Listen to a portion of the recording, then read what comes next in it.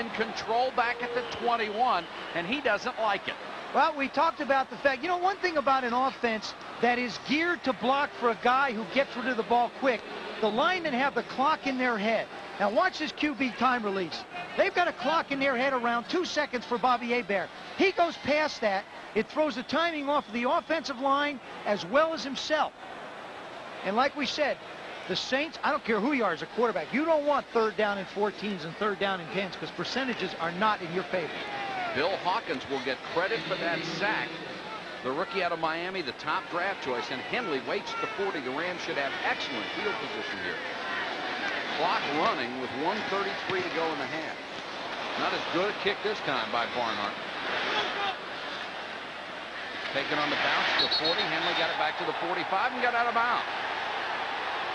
5-yard return after a punt of only 38. Buford Jordan was there to make sure he didn't go any further. Coming up at halftime, Chris Berman will heal, and Joe Theismann will have his analysis of the first half. They don't like it at all. And that saved the Rams, heaven knows how much in yardage. And now right tackle Jackie Slater moved a little early, and the flags come down. Oh, that ball, the way it was bouncing forward, could have gone another 15, 20 yards. Henley did the right thing, but you have to catch it in the air. I mean, no foul. Do the crowd noise. No foul. First down. Well, they're not going to like that either. I'm gonna tell you.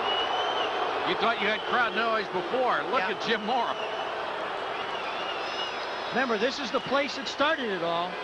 Boomer size. I bet you Boomer's sitting home tonight going, yep, I started this whole thing. Put that little notch in my belt.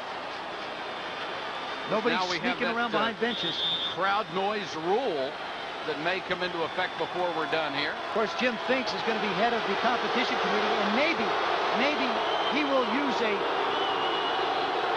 intelligent head to get rid of this rule. Referee lets the play go. Everett throwing for Ron Brown. Troy Cook on coverage. The Saints secondary has done a good job, and a reworked secondary it is. The referee stops it because of noise. He asked the defensive captain to keep everybody quiet. Then he'll ask the crowd himself. Then the team will lose a timeout, or if they don't have any of those left, he'll penalize them 5 yards. Everett sacked. Everybody got there. Frank Warren, Pat Swilling. Frank Warren, number 73, comes from the inside, but Everett is very, very aware of Pat Swilling coming from the left side. Now watch the left side. He knows Swilling's out there, and Warren comes in and gets his hand on him. You know, Warren in high school at 250, he used to run a 10-300. It's amazing. Incredible.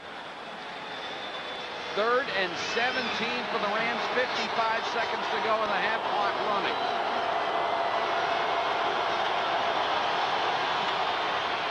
Quick out, intercepted, picked off by Massey. Massey, touchdown. Hold it, they'll call it back. They will call the play back, saying Massey was down by contact when he made the interception. All that has to happen is the wide receiver touch him, whether it's a foot, a finger, anything, and he will be considered down.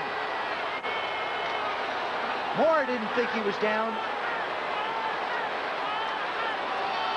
Everett makes the throw, trying to hit Cox. Now Massey makes the catch. Right there, the question is you can't quite tell whether Aaron Cox hits him or he doesn't hit him.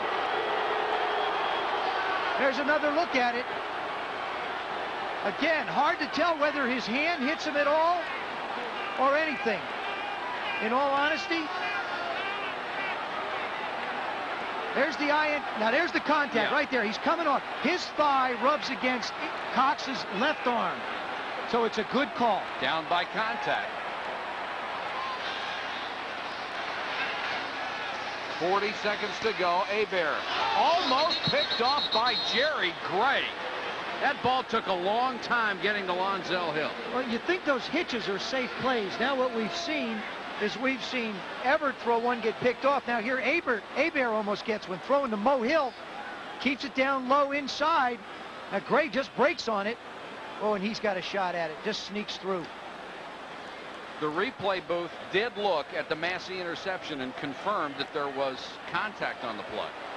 36 seconds to go in the half. See if the Saints can convert that break.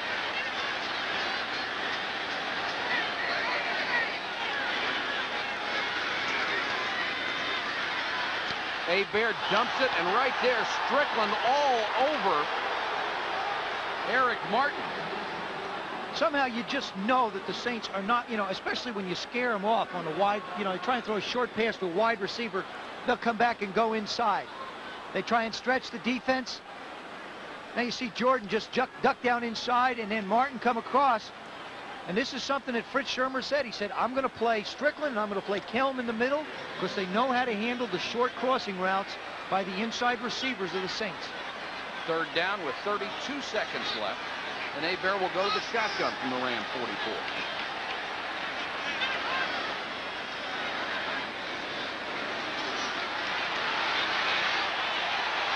Hebert for Perriman, and right with him was Leroy Irvin. Perriman, their fastest receiver, could not beat Irvin that time. The ball was overthrown anyway. And Leroy Irvin on a sore ankle that still bothers him. This ball is just overthrown. Little incidental contact, ball thrown down the field. Bobby Hebert, normally, and the Saints to go for it. Rams got to consider themselves very lucky to get out of that turnover without any points going against them. Henley goes back with Irvin to 10.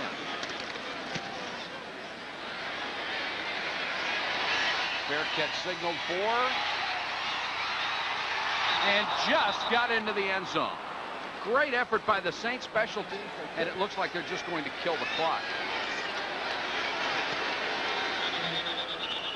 John Robinson decides he'll go to the locker room down 7 and talk it over, try to come back and regroup in the third quarter in a critical NFC matchup between the Rams and the Saints. And right now, the Saints lead the Rams 10-3. That's the end of the quarterbacks. New Orleans, where the Saints are on top of the Los Angeles Rams, 10-3. Welcome back to the Superdome, everybody. Mike Patrick along with Joe Theismann. Glad you could join us here.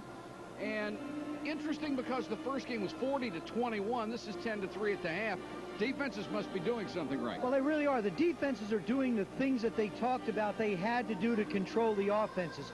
For example, when you take a look at the Rams defense, they talked about playing zone, and that is mean dropping these linebackers back, dropping the corners and the safeties back, because this is where the Saints want to try and work the ball. On this particular pass play, Hebert will go back in the pocket. He wants to work to Lonzell Hill down the lower part of your screen, but the Rams are there in coverage.